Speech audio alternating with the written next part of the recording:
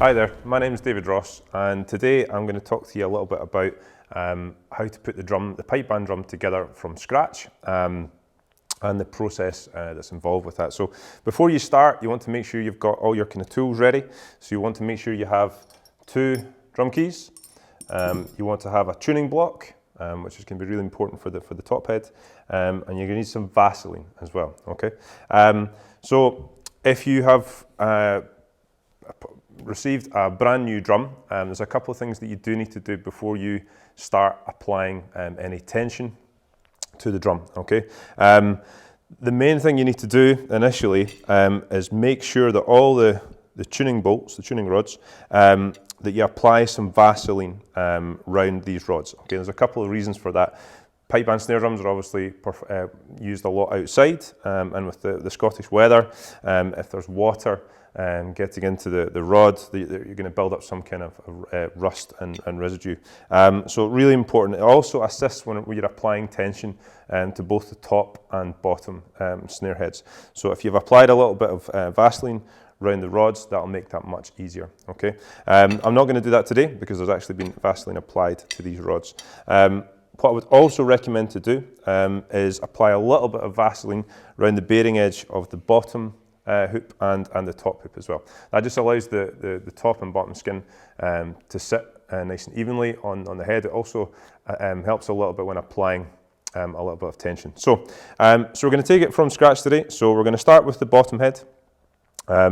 So just make sure when you're taking the drum apart that you're releasing the tuning rods nice and evenly. We'll talk a little bit about the diametric tuning, but when you do flip the drum over, just make sure the top snare that you've dropped the height of the top snare before you do that. Okay, so we'll start with the bottom snare. So as we apply or we place the bottom skin on the shell here, I always just try and make sure that the logo is lined up nice and straight to the bracket. Okay, and we'll do the exact same thing with the top head as well. Okay, so again, just make sure that we've seated that bottom head on nice and evenly. Okay, again, as you've probably put a little bit of Vaseline around the bearing edge there, always just check if there's any little kind of foreign objects or dirt.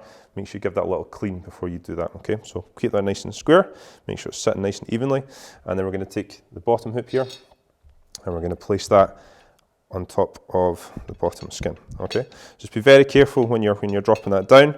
Try and, if you can, just see if you can seat some of the rods into the inserts there. Okay, and once you've got it roughly in place, what you want to do is just go around and just kind of finger tension. Just make sure that the rods are seated in. I normally just give them just a little bit of a turn, just to make sure that you're not starting to apply tension and one has missed one of the little seats. So just apply a little bit of tension as you go around here. Okay. Just make sure they're all seated in nice and accurately. Another thing to mention is the actual bottom snare mechanism here. Just make sure that you've kind of withdrawn that from the shell.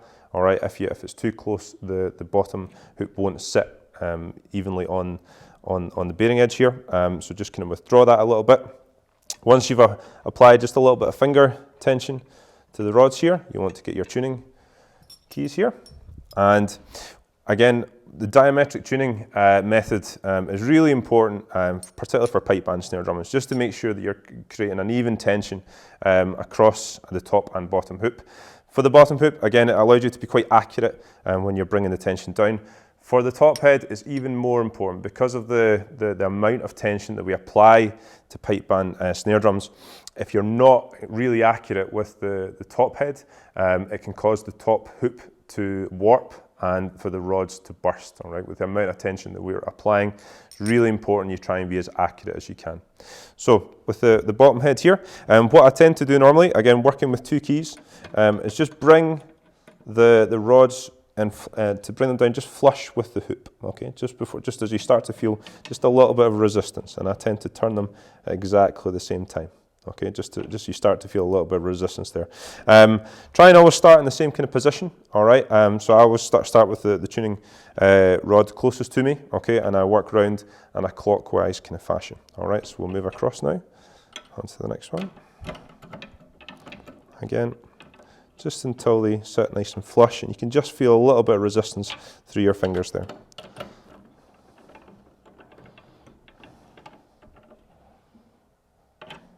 Same again.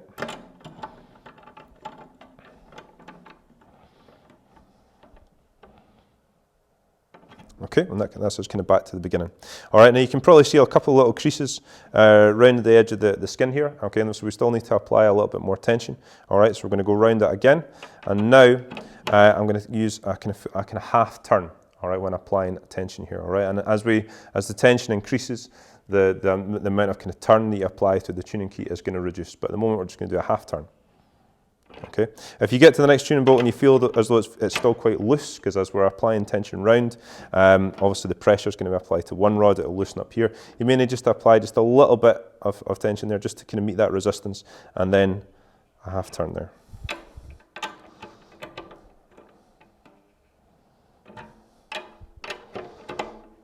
Okay. Obviously the bottom skin is quite a thin ply, a thin kind of material, so you need to be quite careful when you're applying tension. So try and avoid any kind of sudden movements. All right. If you're quite aggressively applying tension, when the tension is quite high, it may actually burst the skin. So just take your time and try not rush it. So we'll go around one more time just now. Again, just about a half turn.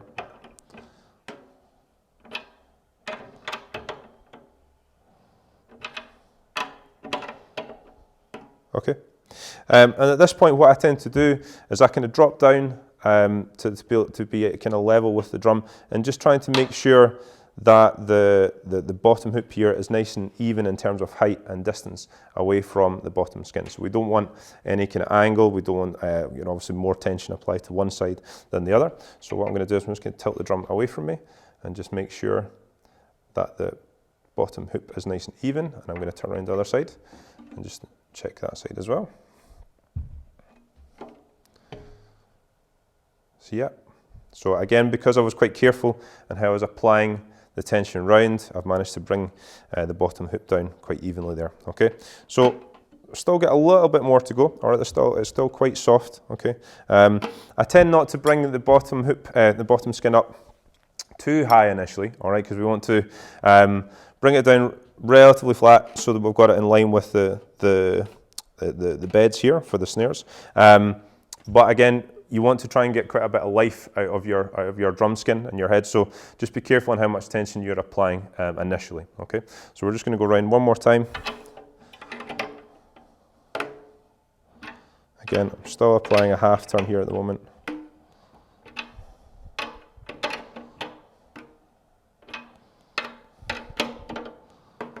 Okay, excellent. So now we're going to seat the bottom snare underneath here. Okay, so just be very careful when you're picking it up. Try and make sure that you've got it on a nice kind of clean surface, and avoid kind of bending the snare. All right, and try not kind of get any kind of marks on it at all. So just be very careful when you're placing it on. So there's two little kind of grooves here. We want to sit the bottom snare in, and two little eyelets. What you may need to do now is just release the bottom snare mechanism, just so that the snare is going to sit in. So if you look very carefully at the bottom snare, you've got a kind of hole and then a smaller hole at the top, and you want the snare bed to sit and push into that top little hole, okay, to keep it nice and even. So now I'm just going to apply a little bit of tension to the bottom snare here, okay, just so that it again meets a little bit of resistance and bites in place. Okay, now in order to get a good sort of sound from your bottom snare, the key thing is to make sure that the snare itself is sitting flat and level with the bottom head, okay? And you do that through these little tuning bolts here. And what they do is they adjust the angle of the bottom snare. And you want to sit it dead flat. If you're not quite in full contact with the bottom skin at the edges here, it's probably going to end up with the bottom snare sitting in more of an arc, okay, or actually more kind of like that, especially if it's too high. And then that means you're getting less and less sound and resonance from the snare, and then less kind of projection from the bottom snare itself. So again, what I'll do, I'll tilt the drum up and have a quick little look from this angle. Okay, so you're looking down through the snare bed, so I can see from this side here, the left-hand side is sitting quite flush, the right-hand side is quite high. Okay, so just with a little kind of tapping motion, can hear that just sitting off the snare bed, so I need to bring it down just a little bit more, just so that it's sitting flush with the bottom skin. And again, I'm going to do the same thing to this side, just check. So again, the left-hand side is pretty flush, the right-hand side is just a little bit higher. Okay, so that's really important. Make sure the actual snare itself is sitting nice and flat. When applying tension to the bottom snare, you're just using I use my middle finger here, just to check the resistance on the bottom snare. Okay, and a lot of it is feel. All right, you don't want to have too much tension on that bottom snare to the extent that it's not going to vibrate. Okay, the same respect, if you've got to have it too loose, you're going to get an additional resonant sound from the snare that we're not really looking for. So just again, very carefully, very gently applying the tension to the bottom snare. Okay, and out the box, that's about where you want to take it initially. Okay, so what we're going to do now is we're going to flip the drum over and talk about the top head. So do that nice and carefully. So again, as I mentioned, I would recommend just a little bit of Vaseline on the top rim here. Again, it'll just help seat the top head onto the hoop there. Okay. So again, exact same setup as the bottom head there, and I always like to make sure the logo is matched up nice in line with the bracket, and try and do that for all the drums, so that you've got a sense of kind of symmetry through your full drum corps. Okay. So again, when you're seating that top head on, just make sure it's not kind of slipped off at all. It's nice and flush, and it's kind of sitting there nice and evenly. Okay. So this is obviously a Kevlar head, and again, there's a couple of ways that you can apply, or how much tension you apply. People ask me that quite a lot when you put a brand new head on the drum. I've of the mindset for particularly with the Kevlar head, that you do want to bring up to a relatively high tension straight away. The reason that I've found is that you do tend to then get a bit more life out of the head, and I always kind of explain it that if you have an elastic band and you apply a bit of tension, release, apply a bit of tension, the more times you do that, the weaker the fibres become within that. And I feel as though it's exactly the same with the Kevlar head. So some people just apply a little bit of tension and then slowly do it over a few days, even over a week to 10 days. I normally try and bring the top head up to quite a high tension straight away, and then let it set, and then you're just doing tiny readjustments from there. Okay, so we're going to try and do that today. Try and bring up to a relatively bright pitch, and then hopefully you'll get quite a long life out of your kind of top head. So top skin is seated on there nice and evenly, and we're going to get the top hoop. And very similar to what we were doing there with the bottom hoop. Okay, so again, just be very careful when you're placing it on top of the top skin there. Okay, and you want, again, we're just aiming for those little kind of holes for the tuning bolts to sit in. Okay, all right. Okay, and then again, just go round and check. I think I've managed to get them all seated in without doing anything too drastic. Okay, and then what you want to do with your fingers underneath here is just check that the top head, the rim of the top head is flush with that top hoop. Okay, if you've maybe missed or misaligned the top hoop, you'll feel it underneath. You'll feel too much of that metal rim sticking out here, and it won't feel the same. So just check and make sure it's all feeling exactly the same there, and you'll know that you've seated that top hoop on nice and evenly. Okay, so again, we're going to go back to our two keys, and again, we're just going to bring the tuning bolts down and make sure they're flush with the top hoop. All right, we're not really applying too much tension just now, but we are going to continue with the diametric tuning system. Okay, again, the more you do that, the less likely you're going to catch yourself going round one at a time. Again, as I said at the beginning, the importance of the diametric tuning system for the top head on a pipe band snare drum is paramount. If you're going round quite unevenly, the top hoop will warp and sometimes will crack, and if you're applying far too much tension on one of the tuning bolts, they will snap as well. All these things will happen. Okay, so just make sure you're very careful when you're applying the tension. So we're going to start with the one closest to me, and again, we're just going to bring the tuning bolts down and set it nice and flush with the top hoop. Just again, till you feel a little bit of resistance, stop, and then move on to the next one.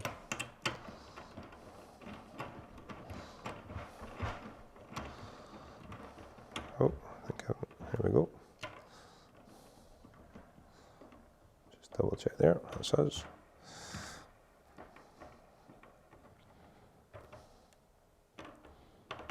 Okay, we'll keep moving around.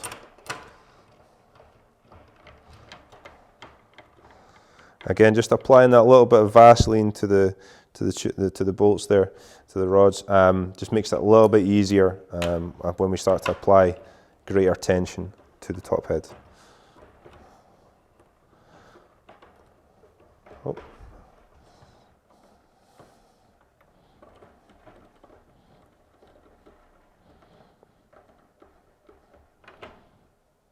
Okay. Keep going around here. Again, just take your time. You don't need to rush. Sometimes you do need to actually just do one, just so you can check that they're both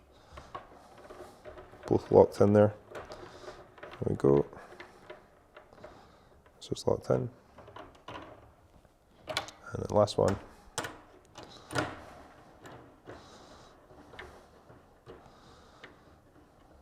Okay, cool. So that's the rosin now kind of flush with the top hoop. Okay. Now what I'm going to do is I'm just going to apply a little bit of tension just now to the top hoop, and then we're going to use the tuning block just to ensure that we're trying to apply the tension as evenly as possible. So we're going to go around one more time just now. Again, I'm going to do a full turn. All right, just make sure we've, again, same with the bottom skin there. You might find when you go back to the next one, just a little bit loose. Again, just meet the resistance. Okay, and I'm going to do a full turn. And then same here. Again, just meet the resistance, and then a full turn.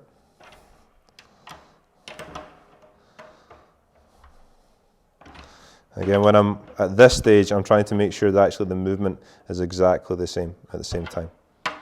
Okay.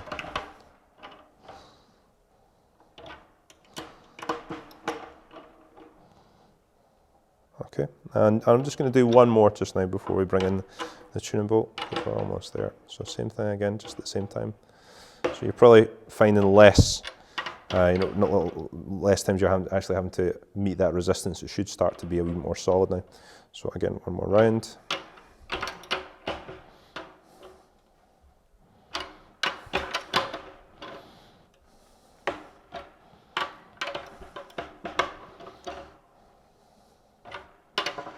Okay, so what we're going to do now is bring in the tuning block. There's a variety of different tuning blocks, and it doesn't necessarily need to be this kind of brand. You're just looking for something that's going to measure and gauge the distance between the top hoop and the bearing edge there. Okay, and again, that's just giving us a little bit of help just to make sure that the tension has been applied nice and evenly. So we'll start around here. So we are sitting at 3 on the block there. So we're just going to go around, just check. So first two are absolutely fine. Next one's just a little bit too high, so we'll release that a little bit. There we go, so it just kind of fits in nice and evenly there. Okay, that's maybe just a little bit loose, so I'm just going to apply a little bit of tension just to make sure we're nice and flush there. This one's a little bit tight. There we go. It can just be a small amount that you need to do there just to release that. So again, a little bit too high there. There we go.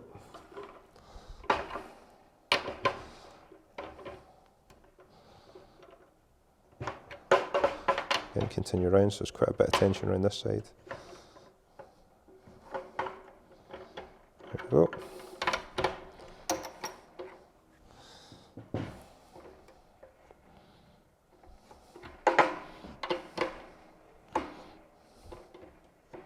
Okay, so I'm just going to go around and just check that one more time.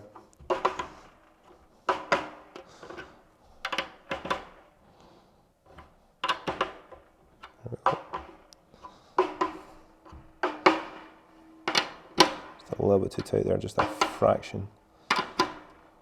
And we will do this again, okay? So I normally tend to block the drum, as it's called, at least twice, okay? There we go. Cool, okay. So we know at the moment that we've got a relatively even tension across the rods there at the top. So if you hear it just now, quite far away from the pitch we want to try and achieve. So we want to start applying a little bit of tension now a little bit more tension to the top head. So again, starting at the same point, okay? So again, we're just going to go for our half turns here, nice and evenly, and again, I'm going to do it together, nice and slowly, no kind of sudden movements, nice kind of smooth action, as smooth as you can. Again, we'll go round.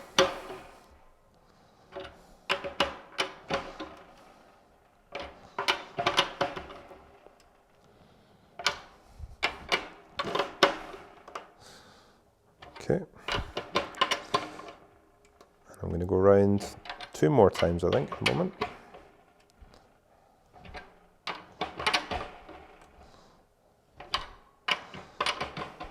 So again, as I said at the beginning, it's really important that before you start this process that you've dropped the height of the top snare bed. Okay, if you haven't done that and the snare bed's really high, without knowing you're applying tension to the top head, and it may actually inadvertently start pressing against the top snare bed. Okay, and we don't want that. Okay, we don't want too much pressure applied to those top snare beds because it can start adjusting. It can also scratch the top head, and inevitably sometimes it can burst if you're not very careful. So just make sure that you've got obviously your height and your tension, you've dropped the height nice and low whilst applying the tension of the top head. So again, we're going to go around one more time, and then we're going to block the drum again, just to see where we're at. Again, I'm still doing half turns just now.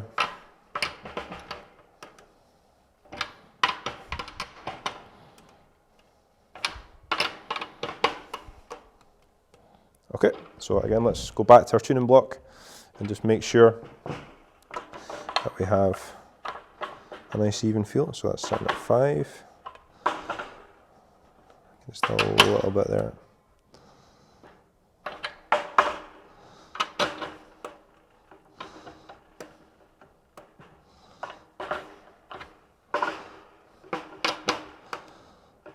What you might find if you get to one rod there and you have to apply quite a lot of tension, I tend to just at least go back 1, sometimes 2, and just to make sure that hasn't moved things about too much. Okay, I will go round that again, but straight away you can just double check that that's not had a massive impact on the one next door.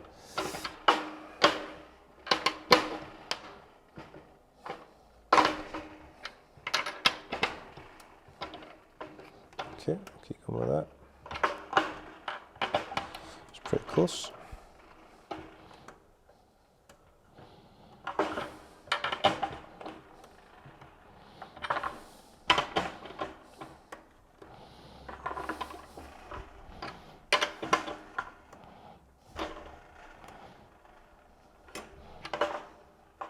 Cool. I'll just go around and just double check that one more time. Make sure it hasn't moved about too much.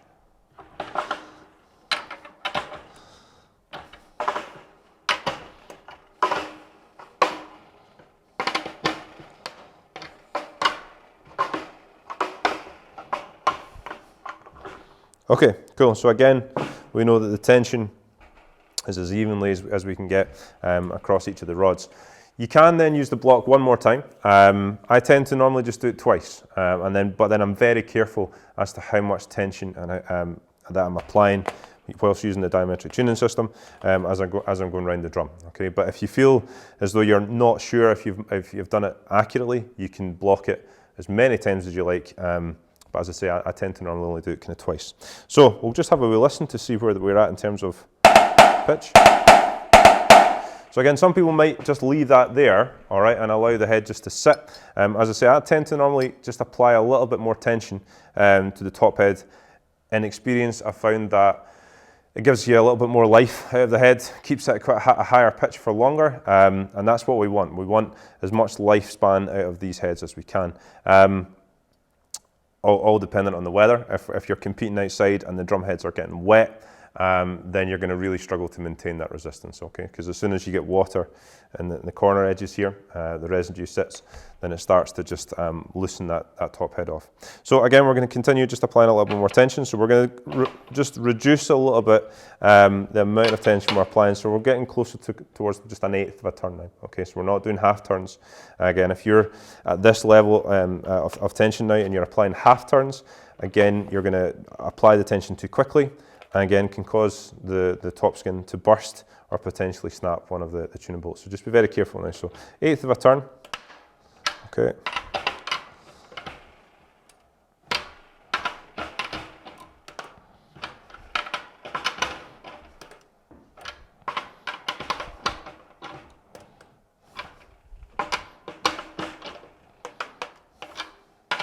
Okay, and we're going to go round again.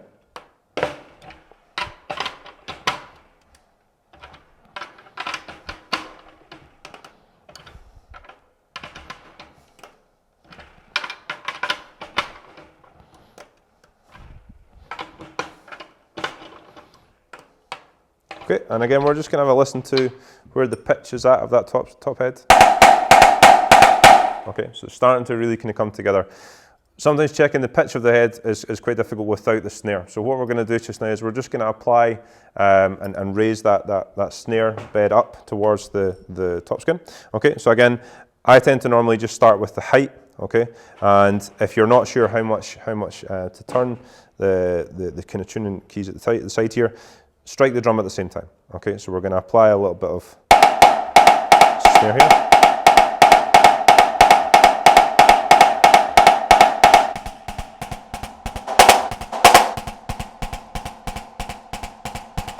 Okay, so that's the top head up. I'm just going to angle the drum slightly off the table because sometimes it's quite hard to get a true sound of the snare when it's sitting flat on the table. So either angle it or take it off completely, but just for this purpose, I'm just going to angle the drum. So now I'm starting to hear even more clearly as to where the top head is in terms of pitch.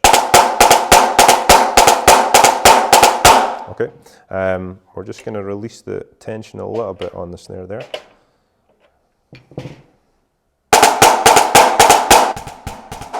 Okay, so it's quite a bright sound already for a brand new head, okay? I would tend to go just a little bit further, just apply a little bit more tension on the top skin, which we're going to do just now, and then we'll reapply the kind of snare. So we're just going to drop the height of that snare down again, and again, I do that every single time I'm applying tension to the top head. I always tend to drop the snare bed, even just a little bit, just to ensure that the snare bed's not pressing up against that top head. So again, we're just going to drop it down just a little bit, not all the way just now, just a couple of turns. Again, make sure you've met the resistance with your fingers there. So we're going to go around one more time.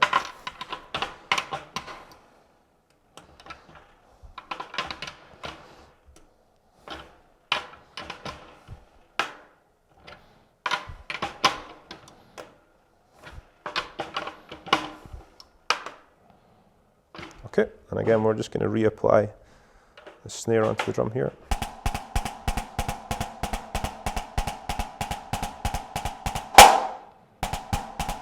Again, I'm just going to tilt the drum off the table there.